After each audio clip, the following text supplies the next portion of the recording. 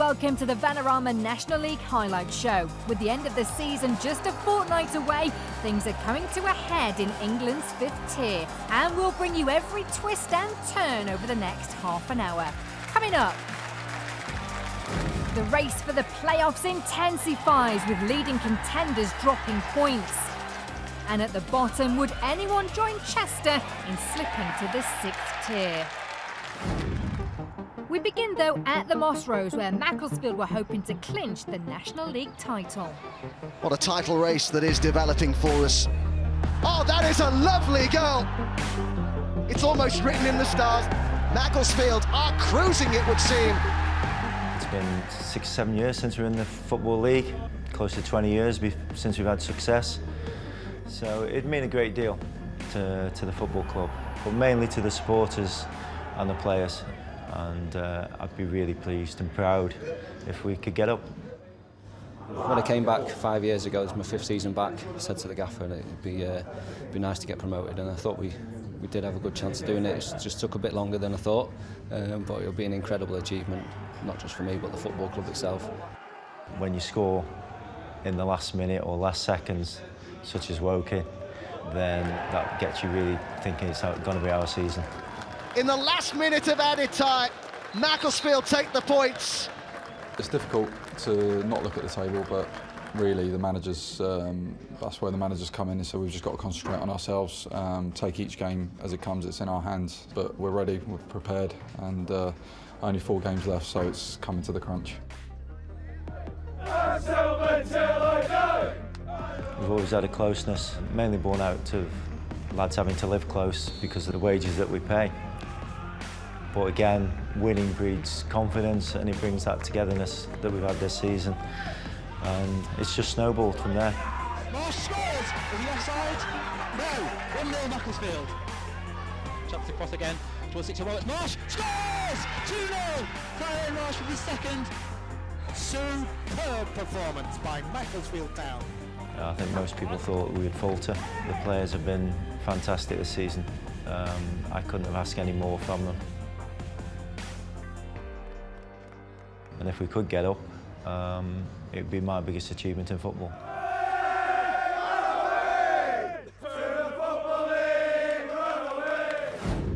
Macclesfield stepped out in front of their fans, knowing they'd be crowned champions if they could better the result of closest challengers Tranmere later that afternoon.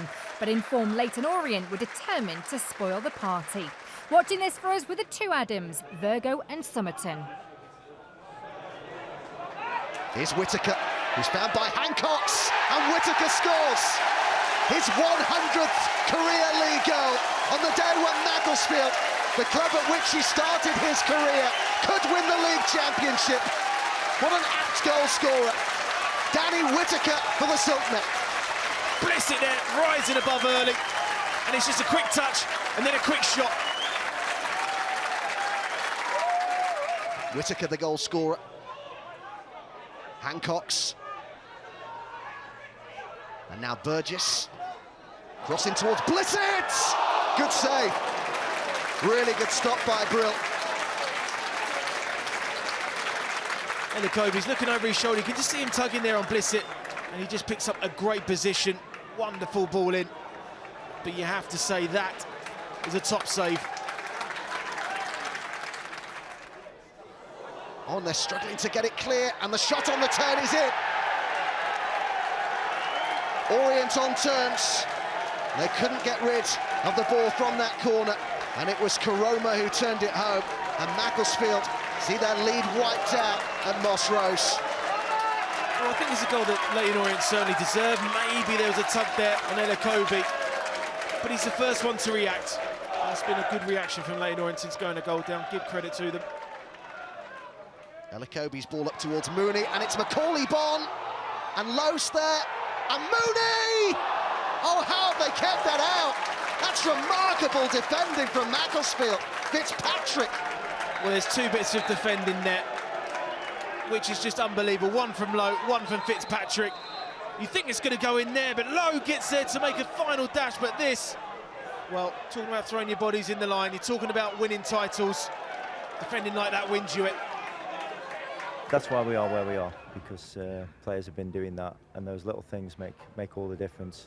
And sometimes you need a little bit of luck as well. And just after half time, let's settle for a point. We know what we've got to do. If Tranmere win the next two, we've got to get 3 points out of the next two games. So no, as I said, we'll be pressure for the next game, which will be vital. Despite their slip-up, the Silkmen would clinch promotion if Tranmere were beaten by fifth-placed Aldershot. Rovers confident of extending the title race after 3 straight wins.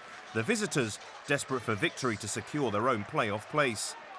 The early warning signs for Aldershot were there when James Norwood saw his shot saved by Lewis Ward.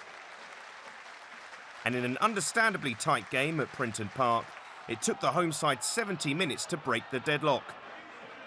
Larnell Cole to Norwood, and the former Forest Green Rovers striker made no mistake. 10 minutes later, Andy Cook capitalised on an error from Callum Reynolds before Norwood stole in to bag goal number 19 of his season. Tranmere doing enough to keep the champagne on ice in Cheshire, although defeat at Dover on Tuesday would still see Macclesfield promoted. This is Tranmere, they're almost win games. Listen, if you come to a club this size, with the expectation that's on you, nothing changes, so it wouldn't matter, whatever the situation is, we would have to win anyway, because we're expected to win all the time, we're expected to play well all the time. We embrace that, we enjoy that, so we're going to Tuesday night trying our best to try and achieve that, because that's the demands on the club. 3 consecutive defeats had seen Sutton on their worst run of the season and ended any hope of automatic promotion. 11 points last month for Hartlepool had earned Matthew Bates the Manager of the Month award. But April had also started badly for his side, who'd lost their last 2 games. And they were caught out by a set piece inside the opening 10 minutes. Ross Lafayette heading in the free kick from Aswad Thomas for his 3rd goal in 5 games. But the North East club were unbeaten in their last 3 on the road and equalised before the half-hour mark. Sutton failed to clear their lines, allowing Josh Hawkes to hammer home his 2nd of the campaign, as both sides shared the spoils for the 2nd time this season. You know, to stop the rot of losing games, even with a point, is a good start. So we go to Tuesday, another big game. We're 3rd, and as I said, if anyone had offered me 3rd with 3 games, and for some clubs 2 games of the season left, I'd have snapped your hand off. At the Gallagher Stadium, plenty at stake at both ends of the table. Host Maidstone with just 2 wins in 25 games and 3 points clear of the relegation zone. Fylde, on the other hand, had won 4 on the bounce and lifted themselves into the playoff picture. The importance of the clash not lost on either boss. There's been a lot of pressure for the last few weeks, to be honest, so today's no different. We know we've got three massive games, and but I'm under no illusions today. It'll be a very tough ask against a very good Fylde side. I still think 50 points will be there or thereabouts. I'd like to get more than that. Obviously, we've got Chester and Halifax after this, so we've got 2 massive games after this as well. But yeah, 50 points I think would not see you far off. A lot of people will say I am getting close to the sort of the top 2, top 3, if you like, but expectancy's not changed with us. Like I say, we've got a really tough 3 games, and we know we're probably going to have to win at least 2 of them, I'd say, to even be in the playoffs. So there's absolutely no entitlement. There's still an expectancy and a hope, if you like, but we've got to work our socks off to get 2 more wins. It was Maidstone who ripped up the form book with a solid display. Former England youth forward Blair Turgott with his 2nd goal for the club since signing on loan from Boreham Wood in February, and the goal all his own work.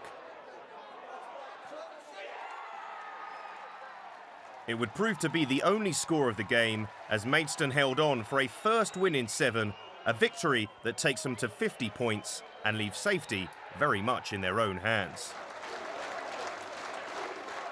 It feels good. I don't want to go, right, that's it, our season's done, 50 points, but I know I've been saying we need that 3 points, but ideally we want to go out now and get another win at Chester and finish the season on a high.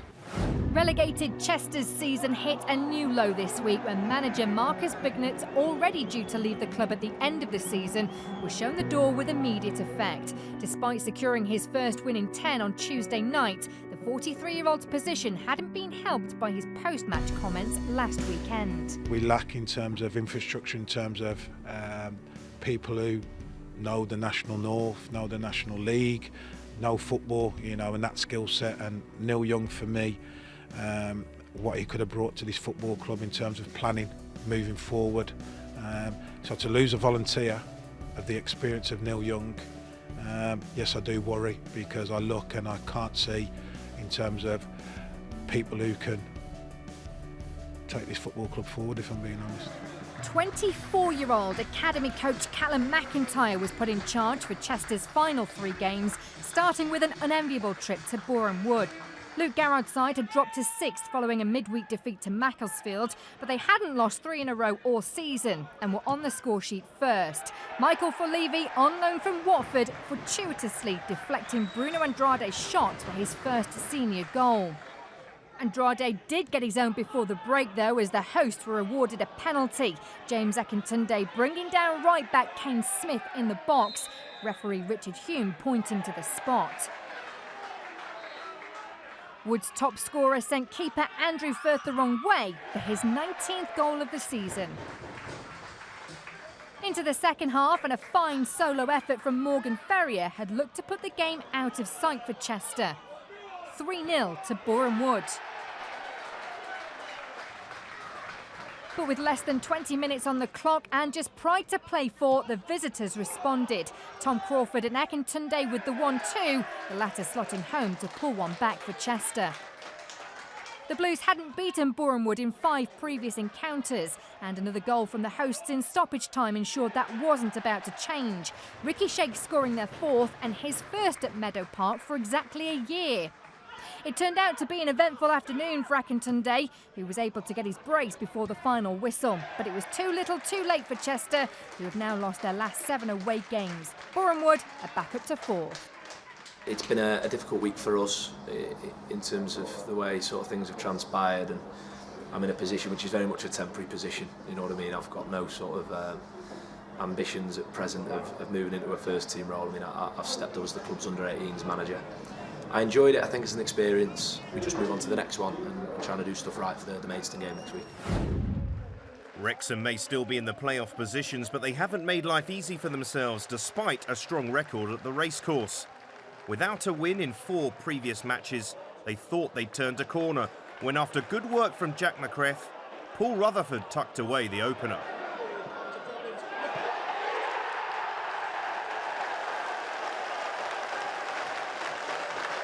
And the situation almost got better in the second half, but somehow Scott Quigley's header didn't cross the line following a brilliant save from Mark Cousins. The Daggers clawed their way back into the contest and equalised through a quality finish from top scorer Fajire Okunabiri.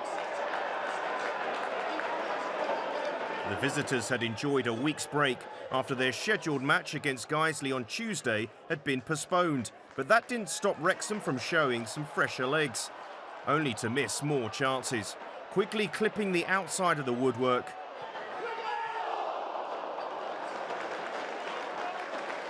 And from a later corner, Sean Pearson's header was deflected onto the post by teammate Scott Bowden. The Welsh side punished when David Raven diverted a header from Michael Cheek into his own net. Wrexham seeing the chasing pack close the gap, a pack that includes John Steele's men. You know, it's a results business. Obviously, we want to win games, but in terms of performance and a reaction we got from the players was first class today. And on another day, obviously, their keeper pulling off saves left, right and centre, hitting the bar, hitting the post. It wasn't to be. 13 wins had Maidenhead in mid-table in their first season in the National League. One more victory against playoff-chasing Dover and their status would be all but secured for another year. It turned out to be a game of 2 halves, nothing in the first and everything in the second. And it was the visitors who broke the deadlock through Anthony Jeffrey, finding the net from the tightest of angles.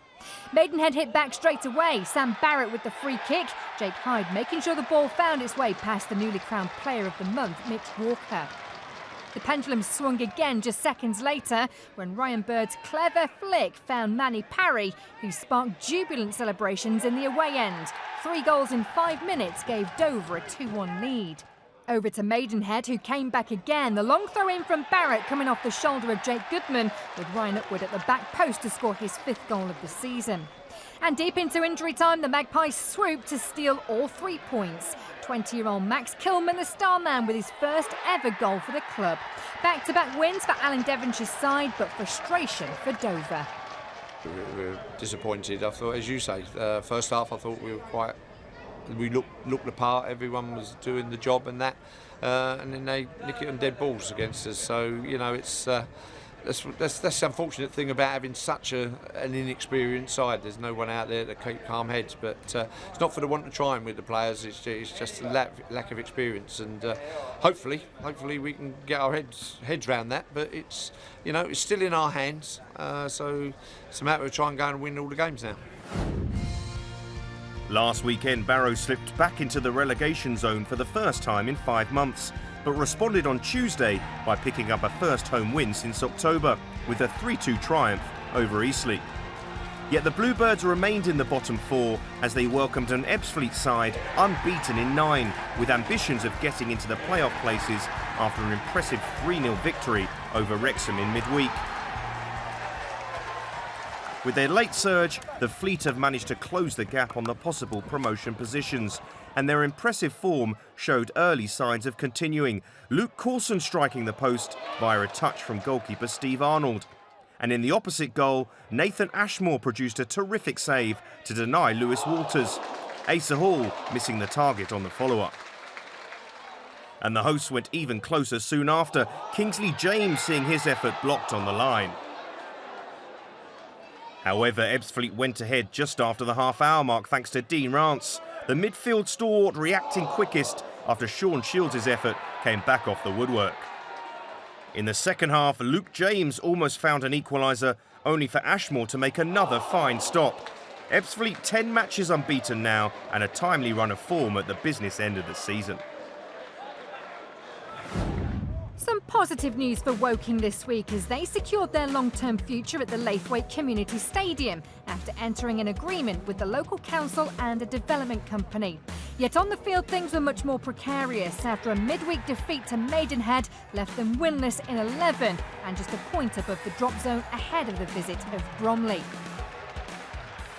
The Cards, though, had the chance to go ahead when Regan Charles Cook found himself in plenty of space and charged forward before squaring to Rhys Grego Cox, who fired over the bar. They were punished for that miss just after the half-hour mark when Bromley took the lead, Jordan Higgs bravely heading in to open his account this season. A goal either side of the break for Neil Smith's side meant they would claim all 6 points against Woking this season. Former Premier League defender Roger Johnson with the rebound and his first goal in over 5 years. The result means Woking have now taken just 3 points from a possible 36. Torquay were looking to get back to winning ways and a stay of execution. The club have made a spirited effort to avoid the drop in the past month. Just before the hour mark, the hosts broke the deadlock. Jamie Reid with a first goal since December after the ball had just crossed the line.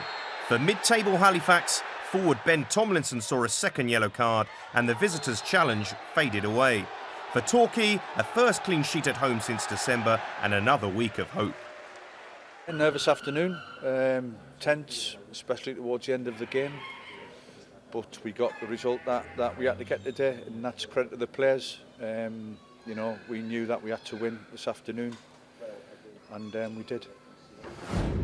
Having finally moved out of the relegation zone last weekend for the first time all season, Solihull continued to close the door on danger on Tuesday. A 1-0 win over Maidstone, extending their fine unbeaten run to 7 games. It was a different story for visitors Guiseley, though, who knew nothing but a win would do if they were to maintain their already faint survival hopes. The Lions sat 15 points from safety and had beaten just 6 teams in the league all season, one of them being the Moors, but an own goal from Ben Fremper put them behind after just 6 minutes. Solihull hadn't lost at home under Mark Yates, and they were 2 goals to the good before half-time. Jamie Osborne scoring his first goal of the season via a hefty deflection. Guiseley, who were unbeaten in 2, were handed an opportunity to halve the deficit after the break when George Carline brought down Dale Southwell. The striker picked himself up and converted from the spot for his second goal in 3 games. But the hosts wrapped up the win on the hour mark. Oxford loanee Fiacre Kelleher making it 3-1 and surely condemning Guiseley to relegation. Solihull win 3 in a row for the first time this season as they climb to 17th. We started badly the season, if you like. We've got to finish it strongly, and we're in the midst of that. and the lads are doing really well, working their socks off. I say if there was a league for work rate and commitment, we'd be top of it by a million miles. So, no, more of the same now. Two mid-table sides with not much to play for met in the North East, with both clubs seeing their season limp over the line in recent months. Gateshead took the lead when Daniel Johnson raced onto a Jordan Burrows flick-on for his 10th goal in 2 months. The home side dominated proceedings, and Preston went a little closer this time, striking the top of the upright.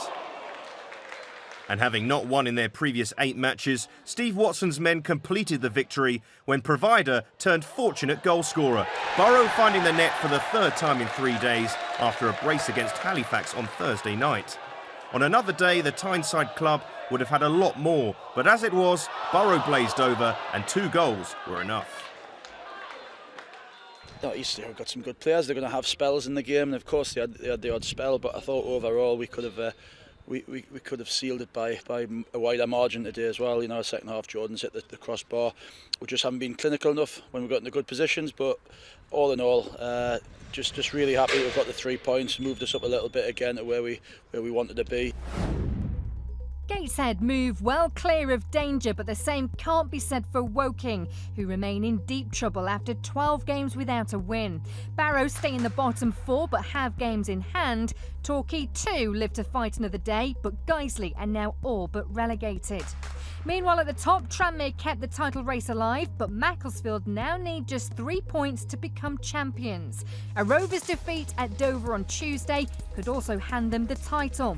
Boreham Wood were the only other top 7 side to manage a win, whilst Ebbsfleet have moved themselves within range of a playoff place. In the National League North, Salford City moved a step closer to the 5th tier with a comfortable victory over mid-table Nuneaton. Nick Horton with a well-placed free kick midway through the first half. And a minute before the break, Salford went 2 up. Defender Karpir Jani with his 3rd goal in a month to keep his side 3 points clear at the top and 1 step closer to what would be a memorable promotion. The win keeps Salford 3 points clear at the top with 3 games to go, but it remains a 2-horse race after Harrogate managed their own 2-0 triumph against Southport. Chorley's victory over Blythe Spartans moves them back into the playoff places. In the south, things are even tighter, with just goal difference separating Dartford and Haventon Waterlooville after both secured narrow wins over Eastbourne and St Albans respectively. Chelmsford move into 3rd after their 4-2 victory at East Thurrock. BT Sports live coverage of the Vanarama National League continues on Saturday as Macclesfield look to either clinch or celebrate the title when they travel to Eastleigh. We're live at the Silver Lake Stadium from midday on BT Sport 2 and on our 4K UHD channel. We leave you with Tranmere's unstoppable strike force of Andy Cook and James Norwood. Cook's remarkable 4-goal haul against Gateshead in midweek moved him level with Danny Rowe in the race for the Golden Boot, whilst Norwood too is now high in the goal-scoring charts. His brace against Aldershot having the added bonus of putting Macclesfield's title celebrations on hold. We'll see you next time.